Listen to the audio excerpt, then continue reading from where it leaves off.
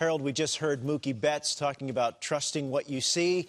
He had an impact on the base paths, didn't even have a hit, but yet it was a big run, big moment in those games. Yeah. What did you see? Well, I think the big thing, anytime you're on first and you know you got a guy like Lance McCullers who's going to throw a lot of breaking balls, you're anticipating any ball in the dirt, the catcher not being able to handle it. Let's look at the video and get a chance to break that down a little bit just to tell you what I'm talking about. So as you get a chance to see this here, as the ball hits, Mookie's taking his strides off, but watch how the catcher has to block, and the ball's going to bounce the opposite way.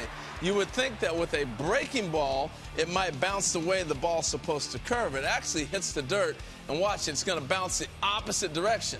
That's what a ball does when it hits the dirt. So now, anytime as a base runner, I'm reading that ball, I'm seeing it low and in the dirt, I'm anticipating going. So to show you at home what I'm talking about, I'm going to throw something, you throw something. Okay. You throw something, Robert? Sure. All right, here we go. So once you see this ball hitting the dirt, see it kick the other way, it's going to come down, and look at it kick back the other direction. And so when that happens, that's hard for any catcher to handle. Look at that one. Did you really throw a curveball? Yes. Spiked it. Right there. Boom. It's going to bounce back. So now, follow me out here to the bases, and I'll tell you what I'm talking about. As I get out here, and the base runner, you want Dan or Robert? You want to throw one here? Throw one, Robert. All right.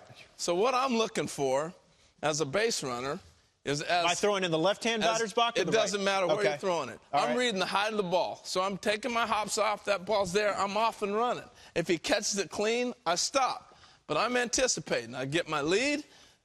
Ball's getting ready to be delivered. I break, I hop. Once it hits, boom, I'm off and running. Because now I'm banking on him not being able to catch it clean, come up and make a throw. So as a base runner, I'm anticipating, I'm reading the throw, I'm seeing the pitch, and once it hits, I start to run. If he catches it clean, I stop, and I go back.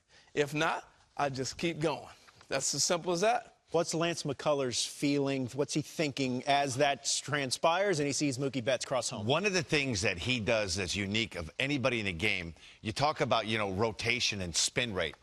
The spin rate on his curveball, and Harold touched on it, it's spinning so fast that when it hits, it's going to hit and it's going to skip the opposite way. When you saw that at bat against J.D. Martinez, it was curveball after curveball after curveball. The rotation, this ball hits, and it's great. Harold, that's such a great point. That ball's going to hit, and that ball has top spin, and when it hits the ground, it bounces up.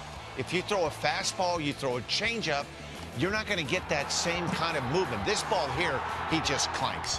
And what's hard about Lance McCullers, I think, at times to catch, some curveballs are 12-6. Some curveballs are more of a slurve. Yeah. So he doesn't throw the same one. So if you're a catcher and you're thinking you're getting that one that's 12-6 that's going to go down, and it's not, and you're getting down ready to catch this, and it's that one that's more of a slurve, and it just never stops breaking. If you look He's a tough guy to catch. You look at the second one, he goes like this.